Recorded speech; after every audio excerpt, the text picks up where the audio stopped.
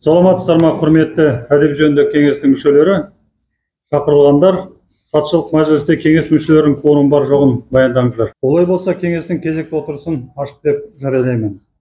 Күн тәртібіндегі мәселелерді қарауға көшпес бұрын, хатшылық әдеп жөніндегі кеңестің өткен мәжілісінде қабылданған шешімдерінің орындалысын баяндаңыздар.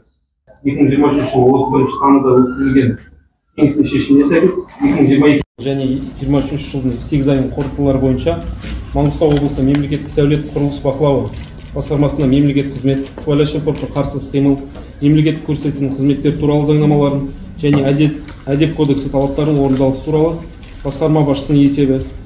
Одан кейін мемлекеттік көрсетілетін қызметтер саласы бойынша ішкі бақылау қорытындылары және 23 жылдың 8 айының қорытындысында мемлекеттік қызмет саласында атқарылған шаралардың жай-күйі бойынша жүргізілген талдау нәтижелері тиісті органдарға нақты ұсынымдар беріліп орындалды. Яғни кеңестің соңғы мәжіліс барысында енгізген шешімдері толықтай 100% орындалды. Түсінікті. Бүгінгі күн тәртібі 2022 жыл және 2023 жылдың 9 айының қорытындылары бойынша Ақтау қаласы әкімі аппараты және оған қарасты дербес мемлекеттік мекемелерде мемлекеттік қызмет, сыбайлас жемқорлыққа қарсы іс-қимыл, мемлекеттік көрсетілетін қызметтер туралы заңнамаларының және әдеп кодексі талаптарының орындалысы туралы аппарат басшысының есебін тыңдау. Екінші, 2023 жылдың 9 айының қорытындысы бойынша жергілікті атқарушы органдар мен орталық мемлекеттік органдардың аумақтық бөлімшелерінің тәртіптік комиссияларының жұмысына жүргізілген талдау нәтижесін тыңдау. Үшінші, 2023 жылдың 9 айының қорытындысында мемлекеттік қызмет саласын бақылау бағытында атқарылған шаралардың жай-күйі бойынша жүргізген талдау нәтижесін тыңдау.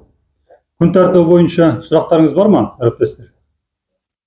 Сұрақтарыңыз болмаса, онда мәселе талқылауға көшеміз. Бірінші мәселеге байланысты сөз баяндама жасау үшін аппарат басшысы Нұржаубай Асқар Қолғанатұлына беріледі. 2022 жыл және 2023 жылдың 9 айында Ақтау қаласы әкімі аппараты және оған қарасты мемлекеттік мекемелермен атқарылған жұмыстар жөнінде болады. Қысқаша тоқталып өтетін болсақ, Ақтау қаласының әкімдігінің құрылымы 14 құрылымнан тұрады.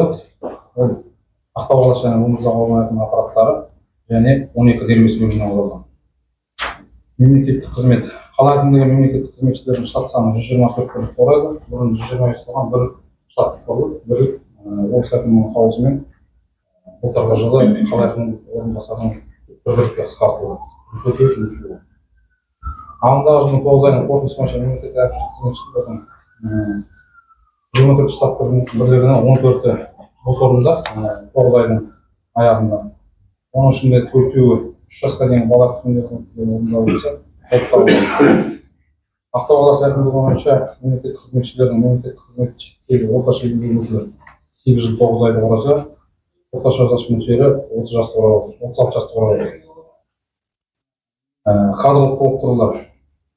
Ағымдағы жылдың 9 айының қорытындысы бойынша персонал басқару қызметімен 44 конкурс өткізіліп, 28 қызметкер жұмысқа қабылданды. Конкурстың ашықтығын қамтамасыз ету мақсатында олардың барлығы әңгімелесу кезінде тәуелсіз байқаушылар мен сарапшылар қатыстырылды. Меритократия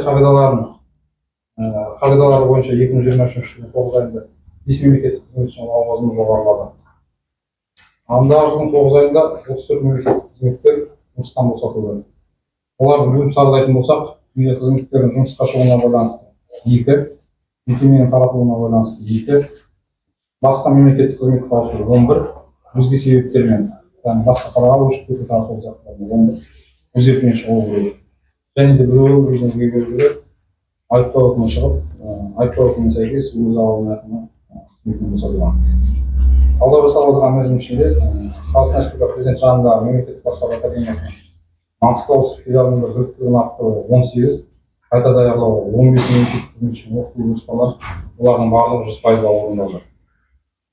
Тәртіптік жауапкершілікке тоқталып кеткім келіп отыр. Бұл жерде есептік кезеңде тәртіптік жауапкершілікке тартылған қызметшілердің саны 21, былтырғы жылы 29 болған. Оның ішінде басшы лауазымдағылар 14, өзге мемлекеттік лауазымдағылар 7. Оларды бөліп саралайтын болсақ, функционалдық міндеттерін атқару кезінде кемшіліктерге жол берген үшін 14, мемлекеттік көрсететін қызметтер бойынша жол берген үшін 3, басқа да жалпы мерзімді жол бергені және де бюджет кодексінің талаптарын бұзғаны үшіндір. Енді оны ары қарай жіктеп айтпай ақ қояйын.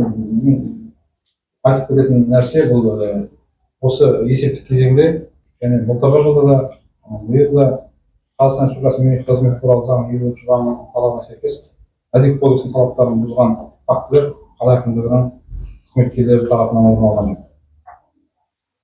Ендігі қарауымды мемлекеттік көрсететін қызметтерге арнаған келіп тұр.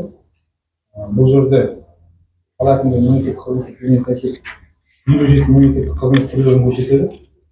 Олар 9 бөліммен, яғни архитектура, жер қатынастары, кәсіпкерлік, жол бөлімі, тұрғын үй коммуналдық шаруашылық бөлімі, экономика, спорт, тұрғын үй инспекциясы және де табиғи бөлім. Сонымен қатар бір ауыл және бір қала әкімінің аппараттарымен мемлекеттік қызметтер көрсетеді. Қала әкімінің аппараты бұл мерзімді әскери қызметке шақыру кейінге қалдыру бойынша көрсетілген. Әрине біраз жұмыстар атқарылды. Енді өздеріңіз жаңа баяндамадан естігендей, қазір тәртіптік жауапкершілікке тартылғандар, әсіресе мемлекетке кір келтіретін тәртіп бұзушылық және де әдеп нормаларын бұзған үшін қазір қала әкімдігінде былайша айтқанда фактілер соңғы кезде тіркелген жоқ. Дегенмен де кемшіліктер бар. Тәртіптік жауапкершілікке тартылған жалпы қызметшілердің саны аз емес. Соның ішінде біраз өкінішке орай басшылық құрамынан да әкімшілік жауапкершілікке тартылғандар бар.